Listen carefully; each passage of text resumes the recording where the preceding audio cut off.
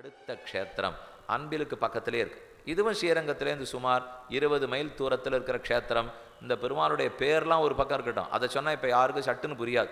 திருப்பேர் நகர் இன்னும் சுவாமி கேள்விப்பட்டதில்லை. இப்போ சரி, பலகை போட்டிருக்கிற பேர் சொல்கிறேன், கோயிலடி, அதோ கேள்விப்பட்டிருக்கோம். வாஸ்தவம் பெருமாள் பேர் என்னமோ இருக்கும் போல் இருக்கு. இப்போ அப்பக்கூடத்தான், அதான் ஒரு பேர்.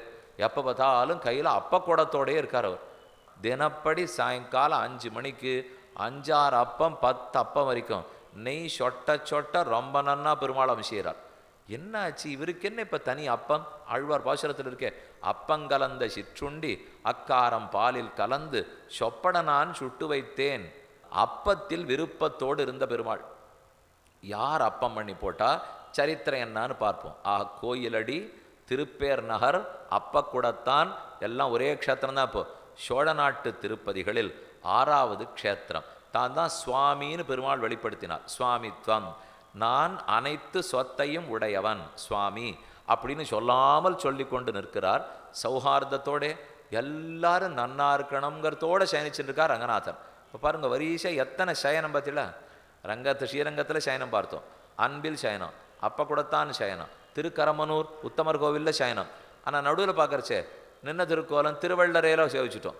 அப்போ ஆங்காங்கு சயனத்தில் இருக்கார், ஆங்காங்கு நின்ன திருக்கோலம் இருக்கார், அமர்ந்த திருக்கோலம் இருக்கார்.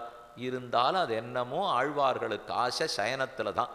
அவர் சயனிச்சென்றிருந்தால் மட்டும் உள்ளமே கொள்ள போகிறதே, இவ்வளவு அழகாக எழுந்துருள் இருக்காரேன்னு எப்போதும் பாடுவார்கள். இப்போ கோயிலடி, திருப்பேர் நகர், இவரும் காவிரி கரையில் இருக்கும் பெருமாள். பக்கத்தில் கொஞ்சம் மேலே ஏறணும், மேலே அங்கேருந்து பார்த்தீங்கன்னாலே காவிரி தான்.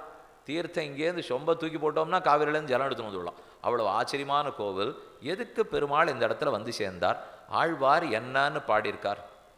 4 ஆழ்வார்களாலே பல்லாண்டு பாடப்பட்ட பெருமாள். திருமழிசை ஆழ்வார் பாடினார், நம்மாழ்வார் பாடினார், பெரியாழ்வார் பாடியிருக்கார், திருமங்கை ஆழ்வார் பாடியிருக்கார். இந்த 4 ஆழ்வார்களும் பல்லாண்டு பாடியிருக்கார். இப்போ கோயிலடி எதுக்கு பெருமாள் வந்து சேர்ந்தார்? உபமன்யுன்னு ஒரு ராஜா.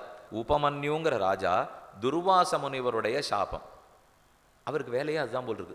யாரை எப்போ பார்த்தாலும் சாபம், பிடி சாபம். அவர் சாபம் கொடுத்தா தபஸு குறைஞ்சி விடாதோ? அவர் ஒரு வரம் வாங்கிட்டு வந்திருக்கார். நான் யாருக்கு சாபம் கொடுத்தாலும் என்னுடைய தவம் வளரும், மற்ற எல்லாருக்கும் சாபம் கொடுத்தா தவம் தேயும்.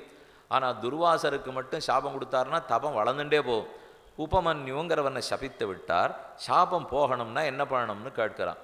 தினப்படி 1000 பேருக்கு அன்னதானம் ததியாராதனம் பண்ண ஆரம்பிச்சுட்டான் ராஜா. கிடுகிடுன்னு எல்லாருக்கும் ஒவ்வொரு நாளும் பண்ணிகிட்டே இருக்கார். ஆச்சு, ராஜா நல்லவனாக இருக்கார், இவனுக்கு நம்ம அனுகிரகிக்கணுங்கிறதுக்காக பெருமாள் அவரும் அன்னதானம் வாங்குகிற வேஷத்தோடு அன்றைக்கி வந்தார். 1000 பேருக்காக சமையல் பண்ணி வைக்கப்பட்டிருக்கிறது. அந்த சமையல் எடுத்து போடணும்னா இந்த சுவாமி முதல்ல வந்துட்டார்.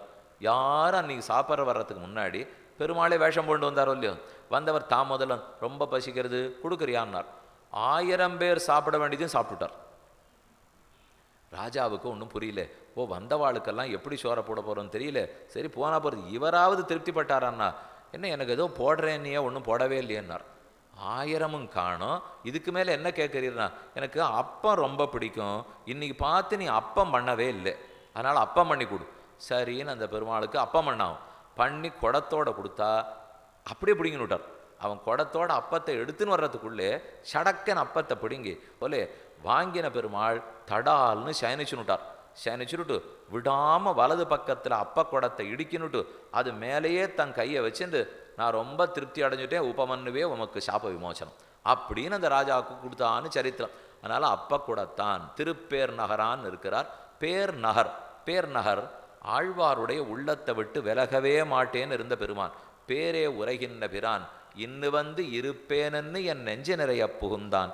காரேழ் கடலேழ் மலையேழ் ஏழ் உலகொண்டும் 6 வயிற்றானை அடங்க பிடித்தேனே என்று நம்மாழ்வாருடைய பாசம். இந்த திவ்யதேசத்தில் போய் சேவிச்சா என்ன கிடைக்கும்னு சொல்கிறார். பிடித்தேன் பிறவி கெடுத்தேன் பிணிசாரேன் மடித்தேன் மனை வாழ்க்கையுள் நிற்பதோர் மாயையை. பிடித்தேன், உம்ம திருவடியை கெட்டியாக பிடித்தேன். பிறவி கெடுத்தேன், இனிமே நான் பிறவி எடுக்க போகிறதே இல்லை. உத்தேன் உகந்து பணி செய்து உன பாதம் பெற்றேன். உகந்து பணி செய்து இந்த க்ஷேத்திரத்தில் பெருமாளை சேவிச்சா அவள் எல்லாருக்கும் கைங்கிற செல்வம் அவ்வளவு தூரம் கிடைக்குமா. போனால் நம்ம பாபங்களையும் தொலைச்சி கொடுத்துட்றார், நிறைய கைங்கிரத்தையும் கொடுக்கிறார். சயன திருக்கோலத்தில் இருக்கும் பெருமாள். அந்த பெருமாளுக்கு அப்பா நான் ஆகணும் இல்லையோ, அவர் அதை பிடிச்சு தானே வந்திருக்கார். இப்போ அப்போ ஒரு தின்பண்டம் பிடிக்கிறது அதுக்குன்னு ஆசையாக அணைச்சின்னு இருக்காருனால் குழந்தைகளான நம்மிடத்தில் ஆசையோடு இருப்பார். வலது கை இப்படி அந்த பாண்டத்துக்கு மேலே இருக்கும், பானைக்கு மேலே இருக்கும். இடது கையை இப்படி மேலே வச்சுட்டு அழுத்தமாக இப்படி இடது பக்கம் பிடிச்சுட்டு இருப்பார். இது எதுக்குன்னால் பெருமானுடைய மகிழ்ச்சி கமலவல்லி தாயார். அந்த தாயார் ஒரு தடவை பாரிஜாத புஷ்பம் வேணும்னு இந்த பெருமாள்கிட்ட கேட்குறா.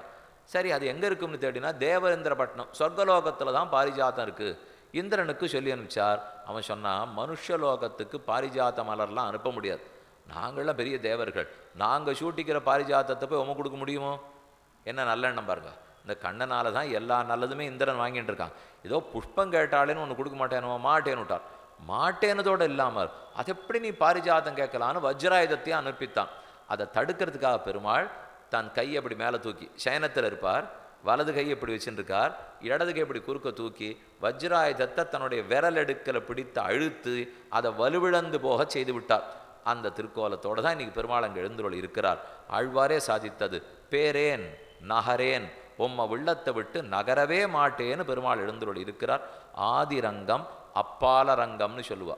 ஸ்ரீரங்கப்பட்டினம் இருக்கே மைசூர் பக்கத்தில் காவிரி கரையில் இருக்கிற ரங்கம், அது தான் ஆதிரங்கம்னுவா. அப்பால ரங்கம், அப்பால் தோ கிழக்கு பக்கத்தில் இருக்கிற ரங்கம் தான் இந்த ரங்கநாத பெருமாள் அப்பால ரங்கர். ஸ்ரீரங்கம் அவர் தான் கஸ்தூரி ரங்கம் பெருமாள். அதுக்கப்புறம் இன்னும் கிழக்க போனால் திருவிந்தளூர் மாயவரத்துக்குள்ள இருக்கிற பரிமள ரங்கம்.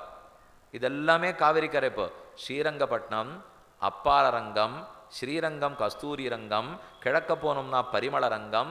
இதெல்லாம் காவிரி கரையில் இருக்கிற ஆனந்தமாக ரங்கநாத பெருமானுடைய க்ஷேத்திரங்கள்.